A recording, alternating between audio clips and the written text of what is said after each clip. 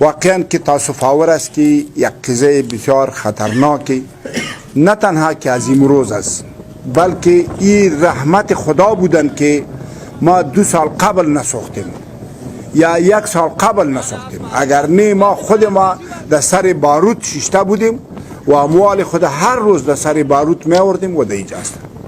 اگر شما همی سیستم بگیرین در کفر همیطور نمیشه که شما یک لابراتوار، یک سیستم، یک چیزی بسیار دیر در اوجا نداشته باشی و اگر میگیری در داخل موتر گاز ایله میکنی باز نمونه میگی.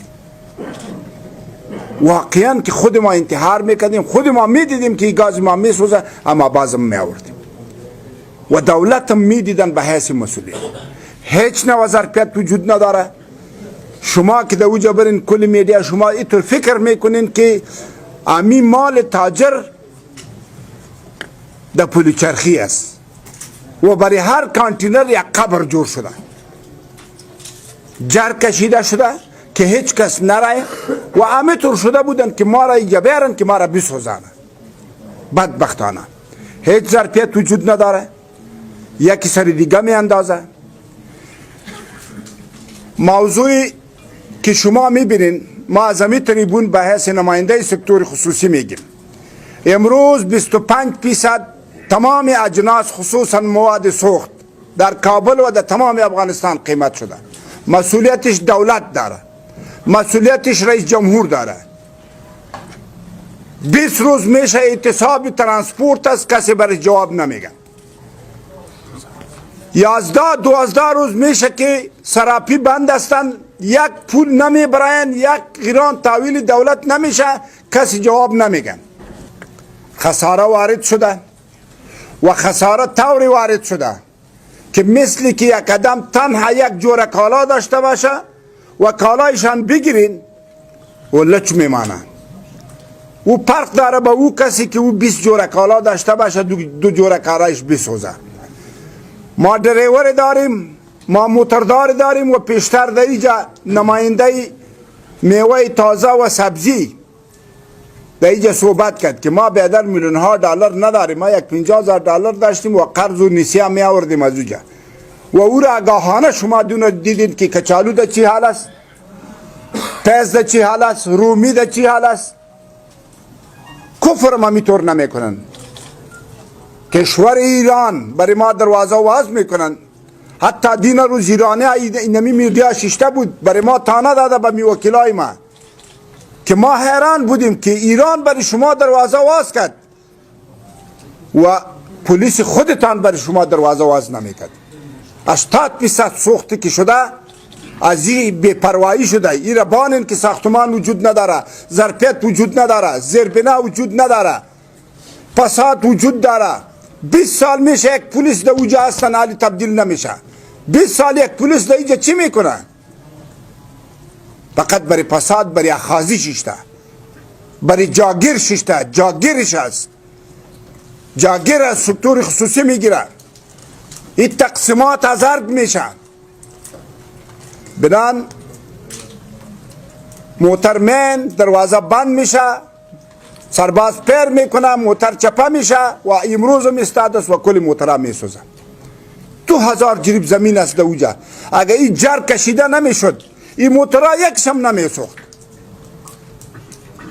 شما کلتان در اوجا برین ببینین. واقعا جپا شده، با ملک جپا شده، با سکتور جپا شده، با مردم افغانستان جپا شده. رئیس جمهور ما میرن میگه ما گدایگری میکنیم. گدایگری نکو، ثروتی که در جیب تاسوره نگاه کو، اوی را صحیح سازماندهی کو. امی ثروتی که در اینجا هستن، امی پولی که هستی از مردم است. مگر این صحیح سازماندهی نشد. یعنی شما میبینین حال هم سرنوشتش بسیار در حالت بد قرار داره. دین روز ما آتش بود، شما دیدینش. وکیل صاحب قادری صاحب در اینجا است، دوست است. این لاشه ها که در اینجا است، این حالت نرمال که پس من 1000 و 1500 کانتینر زنده که گم است. این که در پس رفته در ایران به سرنوشت است. اول خود گله تمام سکتور خصوصی اینمی هستند که اینقدر عادی گرفته این مسئله که به سطح یک معین یک هیئت مقرر کرد. اضافه صدها میلیون دلار سوختند، 1000 واسطه در گرفته، تا مرگ و میر معلوم نیستن که چقدر مرده، اکثر مردم گم است. و به سطح یک معین اینجا باید وزیران می آمدن، اینجا باید معاون اول یا معاون دوم رئیس جمهور می آمد، اگر خود رئیس جمهور نمی آمد. یک تاجر در ازبکستان رفت 5 میلیون دلار سرمایه گذاری کردن، رئیس جمهوری ازبکستان در قصر دعوتش کرد، افغان بود، ما میشناسیم، از شمال است، همراهشان ملاقات کرد به 5 میلیون دلار. اینجا 200 میلیون دلار میسوزه، یک معین مقرر میکنه که اینجا به این تحقیق کتالی معلوم هم نیست که چی وقت میین. واقع قابل تعصب است.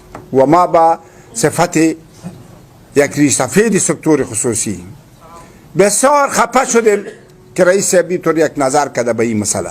حداقل یک وزیر تجارت خوب باید اینجا میامد، یک وزیر مالیه خوب باید اینجا میامد. این چی حال است؟ در قدم اول ما را کمک کنه، پولی ما را بده، پس ما را به پای خود استاد کنم. با صندوق عینه نمیشه که صندوق عینه را جور کنن. پیسه خدا از این مصارفی که میشه، گوشتایی که خورده میشه، از این کم کنه بر تاجر بده که موتروار ما پس با پای خود استاد شود. ما خساره خدا میخوایم. موضوع دوم، تحقیق دقیق، مسلکی و واقعی را میخوایم. کی مسئول است؟ کی کار کرده؟ عواملش چی است؟ با کدام عوامل کار شده؟ شما ببینین که 20 روز پیشتر یک مال محصول شده، ماپی به دستش است، ECCD به دستش است و از دروازه خروج نمیشه. چرا؟ ایره قصدن میخواستن که یک 6000 کانتینر جمع شود که مال ملت و سرمایه ملت بسوزه. ما ایره میخوایم از جلالت مآب رئیس جمهور که ایره تحقیق بکنه که چرا مال ما 20 روز ایستاده است.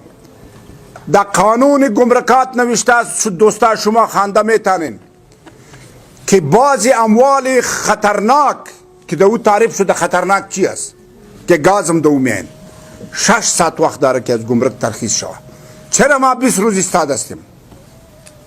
ما از دولت میخوایم این موضوع که تحقیق بکنه. از لحاظ تکنیکی، از لحاظ مسلکی فساد وجود داره.